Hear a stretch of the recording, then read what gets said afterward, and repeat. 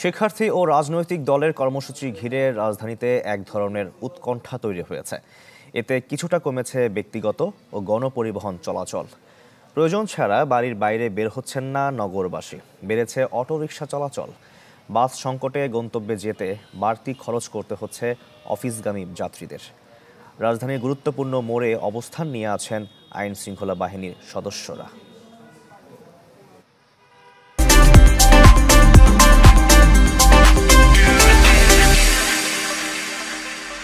দর্শক, আরও খবর জানাতে রাজধানীর শাহবাগ থেকে যুক্ত হচ্ছেন আমাদের সহকর্মী আশিকিন প্রিন্স। প্রিন্স, আইন শৃঙ্খলা বাহিনীর অবস্থা কি দেখছেন? সবকিছু মিলিয়ে আজকে চিত্র কি দেখছেন, সব জানাবেন।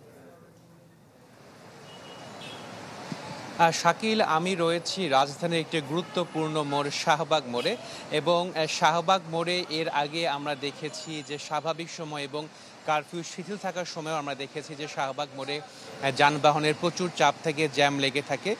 তবে এখনকার চিত্র যদি আপনাকে দেখাই তাহলে শাহবাগ মোড়ে চিত্র বলতে বলা যায় যে এখানে গণপরিবহনের সংখ্যা একেবারেই কম। হাতে গোনা কয়েকটি গণপরিবহন চলাচল করছে, তো প্রচুর পরিমাণে রিক্সা চলাচল করছে, সিএনজি এর সংখ্যাও কম, তবে মোটরসাইকেল চলাচল করছে। অর্থাৎ আজকে কিন্তু সকাল 6টা থেকে রাত 9টা পর্যন্ত কারফিউ শিথিল রয়েছে। এর আগেও আমরা দেখেছি যে কারফিউ শিথিল থাকা অবস্থাতে এই শাহবাগ মোড়ে প্রচুর যানজট থাকে, গাড়ির চাপ থাকে। সেই চিত্র এখন একেবারেই নেই বললেই চলে। যারা ঘরের বাইরে বিভিন্ন কাজে বের হয়েছেন তারা কিন্তু স্বাভাবিকভাবে স্বচ্ছন্দেই এই শাহবাগ মোড় দিয়ে যাতায়াত করতে পারছেন। কোনো রকম বিশৃঙ্খলের পরিস্থিতি এখানে নেই।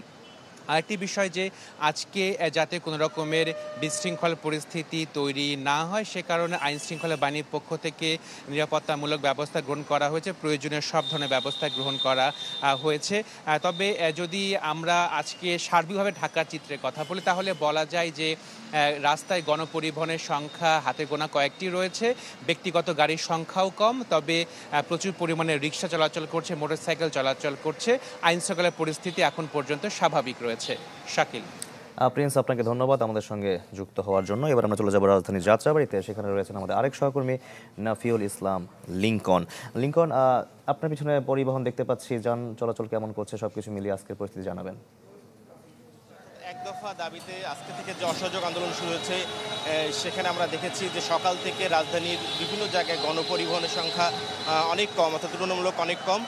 যারা সরকারি চাকরিজীবী তারা হয়তো বা তাদের নিজস্ব পরিবহন রয়েছে, তাদের অফিসের সেই পরিবহনে যাতায়াত করছেন, কিন্তু যারা সাধারণ বেসরকারি চাকরি করে তারা কিন্তু চরম ভোগান্তিতে পড়েছেন, কারণ পর্যাপ্ত গণপরিবহন না থাকার কারণে তারা অনেকে পায়ে হেঁটে, কেউ অটোরিকশায় বা রিকশায় করে তাদের গন্তব্যে যাচ্ছেন। এক্ষেত্রে তাদের বাড়তি ভাড়াও গুনতে হচ্ছে, এটি তাদের একটি কষ্টের বিষয় আমরা দেখেছি।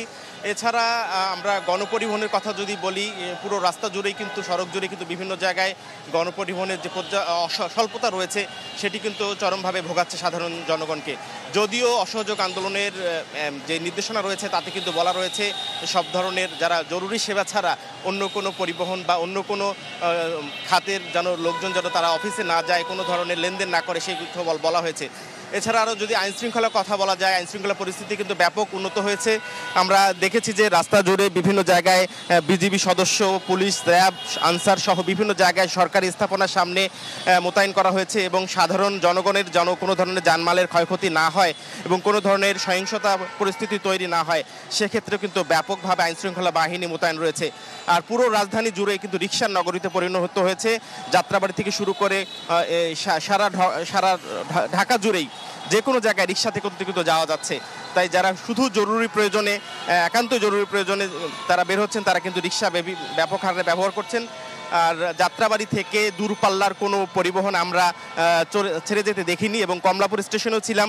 কমলাপুর স্টেশন থেকে কিন্তু গতকালকেই কিন্তু রেল কর্তৃপক্ষ জানিয়ে দিয়েছে অনির্দিষ্টকালের জন্য ঢাকা থেকে দূরপাল্লার কোনো পরিবহন কিন্তু ছেড়ে যাবে না। এবং বাসের ক্ষেত্রেও তাই, রাজধানীর যেসব বাস পয়েন্ট রয়েছে যাত্রাবাড়ি থেকে এবং সায়দাবাদ থেকে কোনো ধরনের দূরপাল্লার পরিবহন কিন্তু ঢাকার বাইরে চলে যাচ্ছে না। ঢাকায় এই ছিল অনির্দিষ্টকালের অসহযোগ আন্দোলনের প্রথম দিনের সকালের খবর। দূরপাল্লা কোনো গণপরিবহন চলছে না। লিংকন, আপনাকে ধন্যবাদ আমাদের সঙ্গে যুক্ত হওয়ার জন্য। দর্শক, রাজধানী যাত্রাবাড়ি এবং শাহবাগ থেকে যুক্ত হয়েছিলেন আমাদের সহকর্মীরা।